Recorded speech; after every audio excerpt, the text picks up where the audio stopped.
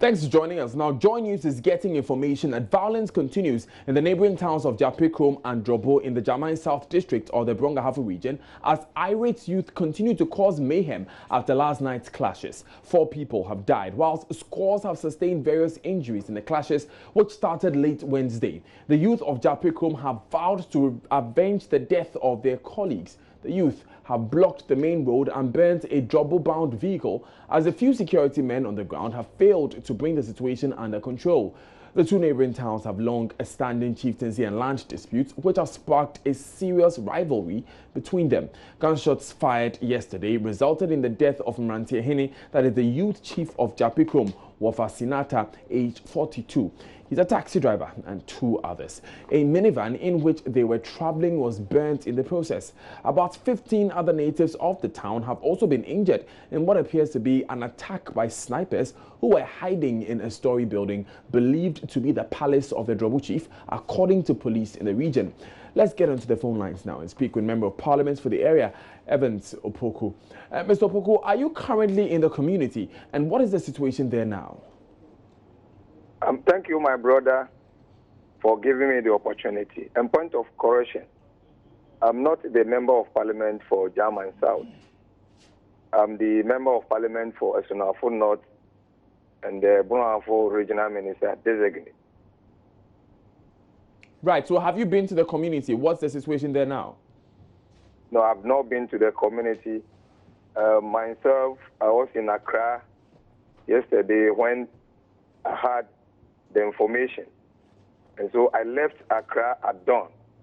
And in the next few minutes, I will be in Sunyani to convene a research meeting to see further security measures that we can put in place to forestall further crashes. This has been a long-standing dispute. From your briefing so far, what sparked this altercation? Come again? I am asking that if you have been briefed so far about the situation, what sparked this particular clash since the dispute has been long-standing? Okay, thank you very much once again. As I said, I had traveled to Accra on official assignment. And then, since yesterday, I have ordered that the military and the police should go there to maintain law and order and then perhaps prevent further clashes. As of what caused the incident, until I get to Sunyani and then meet the Regional Security Council, I may not be able to give you the cause of the clashes. Right. Thank you very much, Evans Opoku, for joining us. He's Member of Parliament for Brong-Ahafo North and Brong-Ahafo Regional Minister Designate. Now, mobile phone users are this afternoon kicking against an imminent tariff increase by service operators. According to the Ghana Chamber for Telecommunications, these tariffs will be going up in accordance with the realignment of the VAT structure announced by Ken Ofori-Atta, Finance Minister, during the mid-year budget review. The consumers, however, say this new regime will burden them. Now, the Chamber said the tariff modification has become necessary following the implementation of new tax laws. Let's hear the CEO of the Ghana Telecommunications Chamber, Ken Ashigbe. The structure of the industry is such that cost is very significant. There's a lot of cost, and the margins are really, really very depressed, And so when a tax is imposed, definitely what then would have to happen is that because it's a tax, and if you look at the practice note that was issued by GRA, it's specific on who the tax is incident on. These levies have become sales taxes, so it's a consumer tax. So as an industry, it's just deciding that principle of saying that there's a tax that has been imposed, government has clearly identified who the incidence is on, so it ought to be passed on. So the industry came together and decided that, yes, we don't just have to talk to the Ministry of Communication, Ministry of Finance, and NCA that we have written to, but most importantly, our consumers as well. We also need to inform them out of the fact that you want to be transparent, you want to be accountable to both government and also also to your consumers and let them prepare for it. So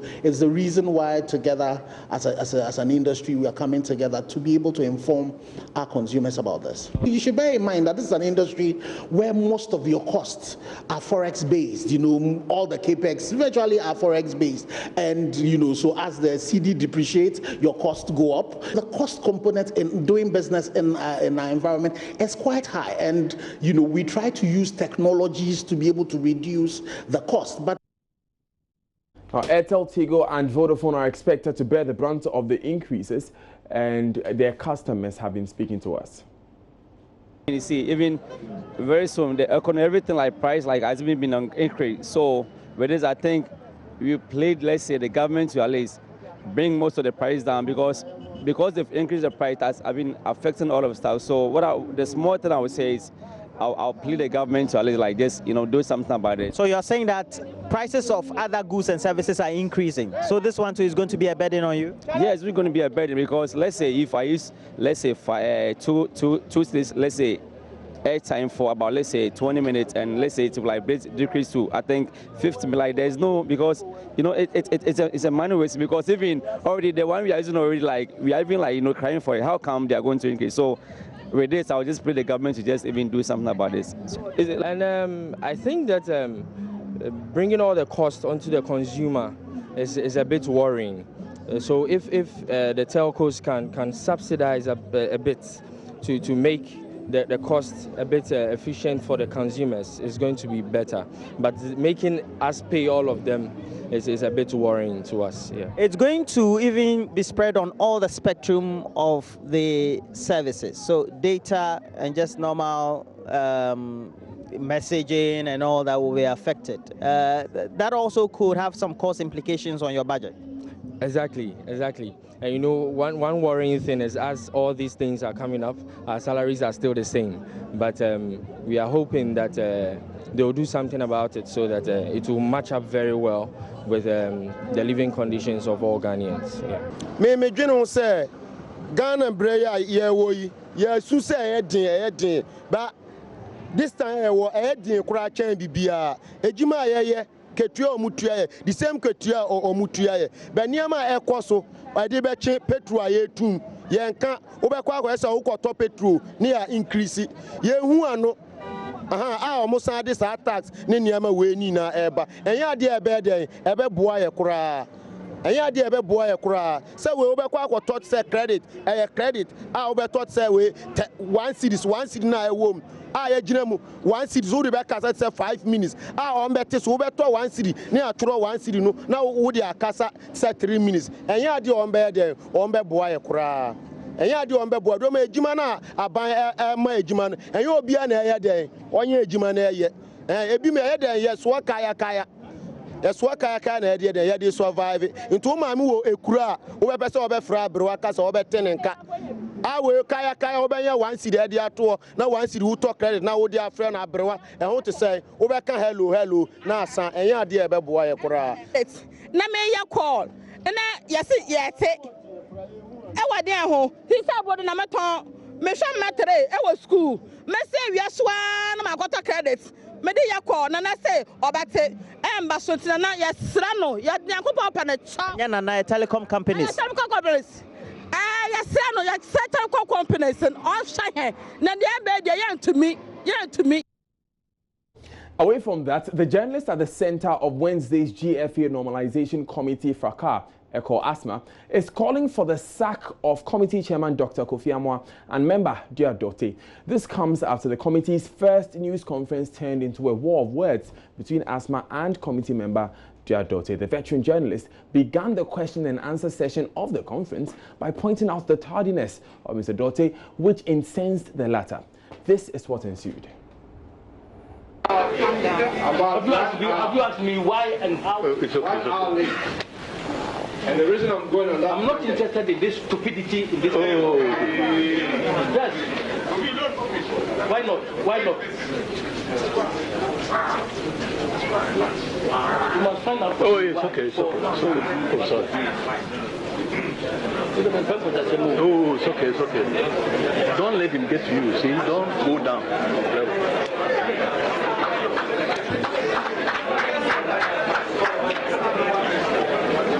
It's important. We're talking about professionalism. Remember, the reason I'm going on this tangent is that, remember the first time, the day the Normalization Committee was outdoors. Members of the media were waiting in the sun for about 2.5 hours before it started. Punctuality is very important. As a member of the Normalization Committee, I expect that you set a very good example. And that's a very bad example. And the conduct is not of a member, it's not befitting of a member that's leading a transition to the new FA. Okay. It must be pointed out that please, can we move on? He's not fit to be on this commission. And we don't give him somebody else. He showed disrespect. Take the mic from him, please. We don't have time for that here. Thank you very much. I wasn't going to go on that topic, but I didn't think that it was fair. It was proper. Now, being joined in the studio by Eko himself. Good afternoon. Good afternoon. So, tell us what happened yesterday. The meeting started, the conference started about an hour later. Then Mr. Dormant showed up, and I am aware that members of the commission, the committee, were waiting for him even before the program started, and even a senior colleague kept calling Dormant, asking him, whereabouts are you? Because he had already started. So I was aware of him having whatever challenge before he got there. But that wasn't even an issue for me. The issue came up when the spokesperson for the Normalization Committee, Dan Kwekuyeboah, virtually asked the media to applaud the offending party, the late comer. And I thought it was odd. And then the media, some of my colleagues actually applauded him. And I thought it was odd because he had come 1 hour late. Why would we be asked to applaud somebody who was coming 1 hour late? But did he say why he wanted the media to applaud him? He didn't say. But some of my colleagues did applaud. I felt it was odd. And I didn't think that it could just pass without any comment. Because we shouldn't encourage such tardiness. 1 hour late. And then we've been asked to applaud him. I thought it was wrong. And so I asked my colleague, so we're supposed to applaud his tardiness or what? So the question was directed at my colleague, Dan Kwekuyeboah. Never even addressed it to Mr. Dormant. Right after I posed the question to my colleague, he flew into a rage and asked me if I'd even asked him why he was late and all that. As though he had a right, was entitled to be late. It was okay. Who are you to ask me why I'm late? I didn't even ask him anything. So once he went on that tangent, then I had to bring in some perspective and some pattern, because the first time the committee was outdoors, journalists waited under the sun, scorching sun, for about 2.5 hours. After Dr. Kofi Amwa, who was transitioning from chairman of the liaison team to the Normalization Committee, had actually given us time to show up at 10. The meeting didn't start till 12:30 that day, 2.5 hours later. And he didn't provide any apology, Dr. Kofi Amwa. He never apologized. Okay. So that was in the background to it. So that is still unresolved. You've never received any sort of explanation for that day? Yeah, but that we gave, you know, it's like the honeymoon period. Because ironically, I back this Normalization Committee. We've been at the forefront of the fight for change, and it's here. So we back them. We want them to succeed. However, it's not about competence, and it's not about aptitude. It's about the attitude. You know, FIFA itself is committed to zero tolerance of any wrongdoing. Okay. Not just sporting contests, but especially that folks under their conduct should conduct themselves in a dignified manner. Would you say that was dignified? And you know, it was not even about Dormant. Dr. Kofi Amwa's conduct was far worse than what Dormant. did he do? But he told Dormant to not descend to my level. That was a far worse insult than what Dormant said. And I'll assume and then subsequently instructed Dan Kwekuyeboah to take the mic from me, that he didn't have time for such things. Yeah, so he endorses the lateness and then the attitude of Dormant. I heard that in the tape. During that altercation, Mr. Dormant said, you should have asked why I was late. Did you inquire why after the incident? I didn't have to ask him anything.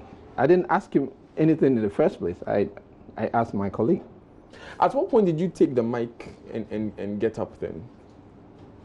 Well, when it was time for questions. Oh, okay. Yes. So was that at the point that you asked Dan Kwekwe that? Yeah, it was right after he had asked us to applaud him. Okay. Right after that, so you were about to ask your question and you asked him that. And I asked my colleague. I thought that it had to be addressed because I didn't think it was a good example that we should be applauding people that come to functions late. No. Will this not mar the relationship the Normalization Committee has with the media in general? This is the first news conference that they've held. Let me give you some context. Before it got to that point, all members of the Normalization Committee present took shots at the media, all three of them. Nanote, Dr. Kofi Amwa, Lucy Quist, virtually just attacking the media before we even got a chance to ask anything. So they had already set the tone. It was toxic. Nanote, I have to say for her, she was gracious, even in her complaint. Sorry, I will put it as a complaint because she was pleading for us to give them quote-unquote elbow room to operate. And then she proceeded to enumerate some of their challenges and all that. And I appreciate their challenges. I think they will do better going forward. But those two men have demonstrated that they don't have the humanity to deal with their fellow human beings. Even they haven't displayed it. You've called for their sack. Even after apologizing, you think they should be sacked. Who apologized? The committee has issued a statement. Who signed it? That if Dr. Kofi Amwa were a true leader, he would sign that statement to show genuine remorse. He felt he was too good, too big to sign. So he asked his vice president, the lady, who did not misconduct himself yesterday. Virtually, it was the guys that misconducted themselves. He should have shown true leadership by signing it. He has shown no remorse, and he feels too big. You know, such impunity is because of some perceived immunity. I'm calling on President Nanado Dankwa to let him know, now, this is unacceptable. Even Nanado would never act like this. Let them know how. No, it's unacceptable. Let them know how. How should the president let them know? No, the two gentlemen, that is unacceptable. And then ask them to withdraw their participation going forward. Because you see, they must mirror the kind of change we are expecting the incoming FA to emulate. Okay. We've gone through, trauma. And what's happened in Ghana, we have major challenges in Ghana. Right, Echo. Illegal betting, bribery and all that. We can't add this to this. Echo, they must have the kind of right attitude to want to deal with human beings, just a fellow human beings. Actually, before even Dr. Kofi Amwa was saying that maybe we'll have to match their achievements with the media. You see the attitude, wrong attitude. Echo, thank you very much for joining us. Echo Asma is a sports journalist who had quite an altercation with members of the Normalization Committee of the Ghana Football Association yesterday. You want to stay with us and join news today because for close to 30 years, the multi-million cedi jute factory in Kumasi, which used to produce sacks for cocoa and other cash crops, has been dormant. Why? We'll tell you. Stay with us.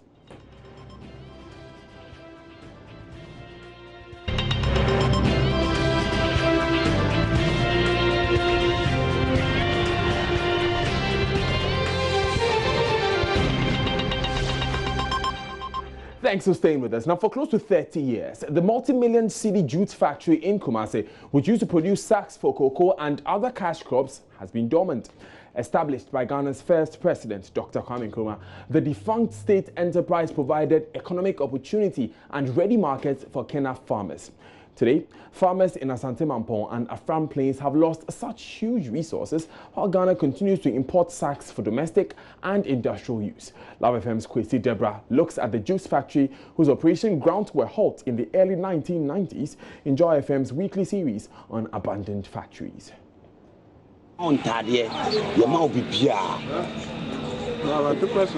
Joseph Achana and his friends can't avoid a hearty chat this hot afternoon. The wood factory hands are discussing their future.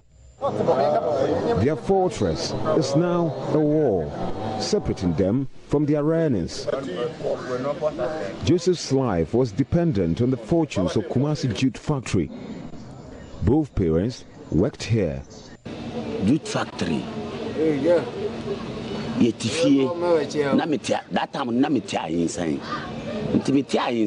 used to stay at Ahensai.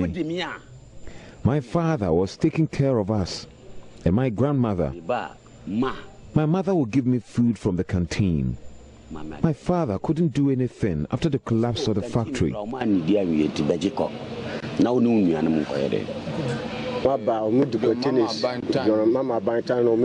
I was a factory hand. We used to offload the raw materials.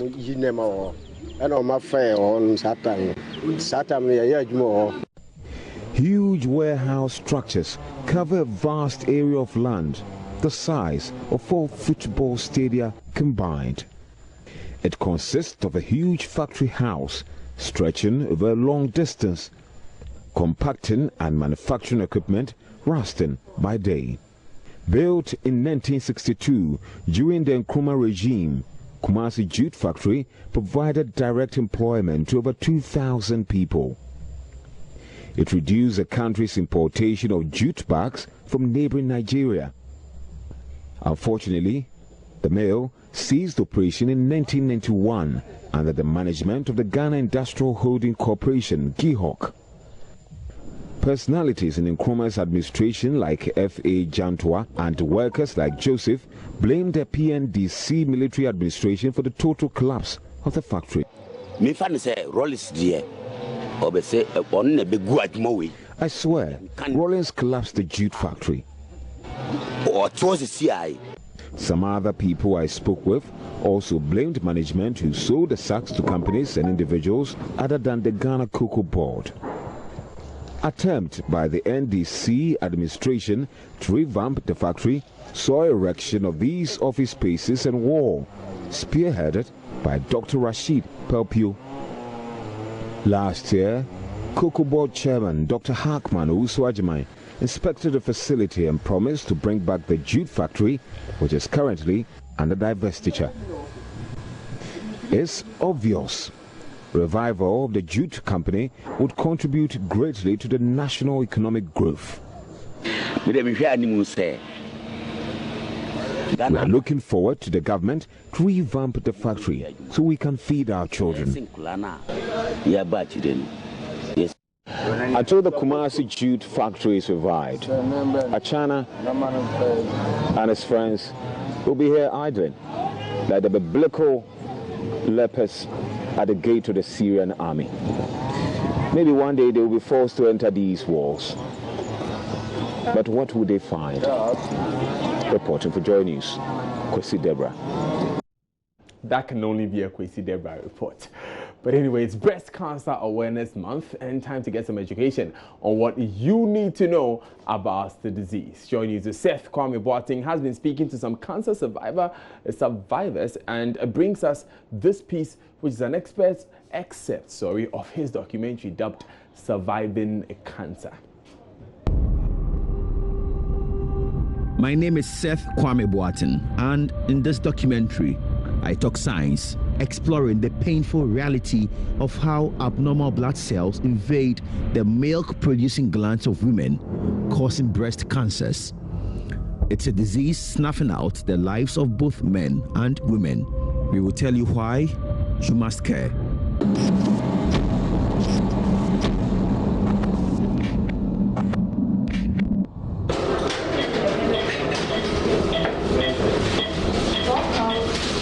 These sounds are coming from one of the theaters here at the Kolebu Teaching Hospital's surgical block. A major surgery is about to start.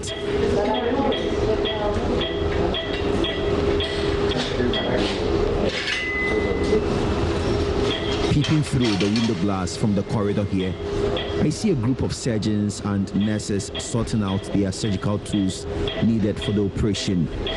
The anesthetists are cautiously regulating the anesthetic machine to ensure the right concentrations of medicine are used.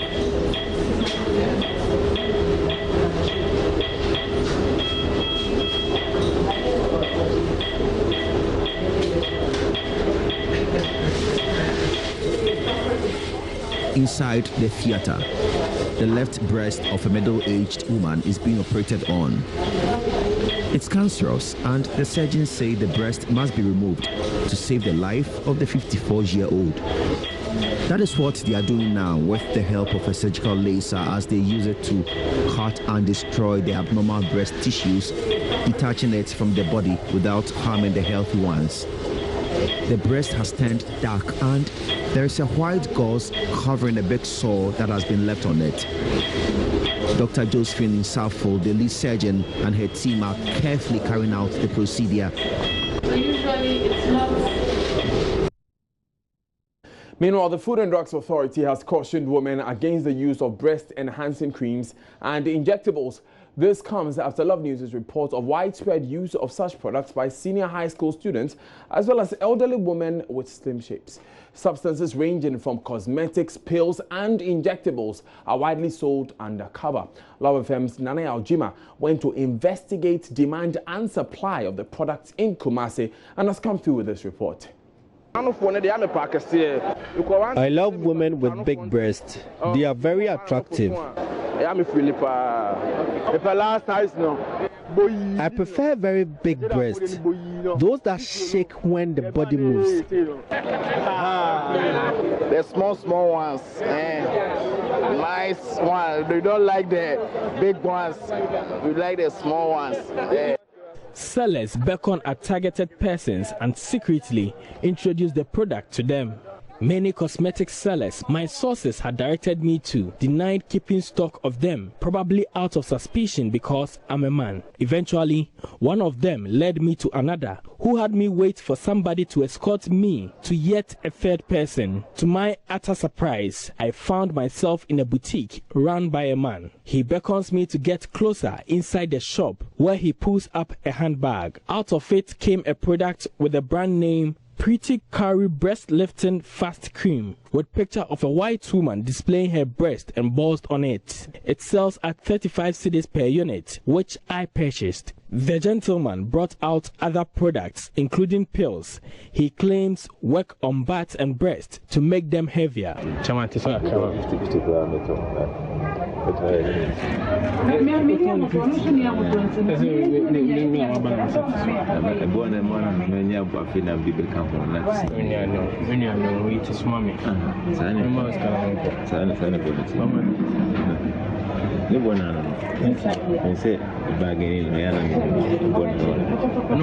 As he continued, I expressed interest in joining the business. He pledged to assist me find my way into a business he says is very lucrative. The Food and Drugs Authority says it has neither approved nor is aware of any product on the market. Ashanti Region Head Nora Nakite Labi says the authority will follow up on the leads to rid the market of them. I would like to say that no, these products have not been registered by the Food and Drugs Authority. Currently, we don't have any products on our register that says that it can enlarge your breast or your backside or that's your butt or any other organ of your body. No, we have not registered any product like that. We don't know of these products. You brought us this. We are going to investigate and find out who is distributing this and make sure that the law deals with the person. People who admit using the product will not grant an interview, although they claim to have seen some results. Founder of Breast Care International, Dr. Beatrice Yafe Ade, reveals the negative effects of using such products. We don't like what we have, and we don't appreciate what we have. That is the reason why a woman will go the extra mile to go and look for something only to please the man. Now, a lot of our women work in the sun, so we sweat a lot at the place where the breasts are. So if a woman is sweating and applies this, the chances are that the pores in the skin are open, and so chemicals will easily enter through the pores. Whether or not the FDA is able to flush these products out of the market will surely depend on the extent at which dealers and users protect their interest. Experts are predicting a surge in cases of breast cancer recorded annually. If this worrying trend is not halted, probably their predictions may come to pass. Reporting for Joy News, Nana Aljima, Kumasi.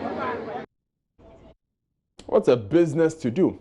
Well, the one with all the news in business is Sandra Estenam Afenum. Stay with us. She'll be with you shortly.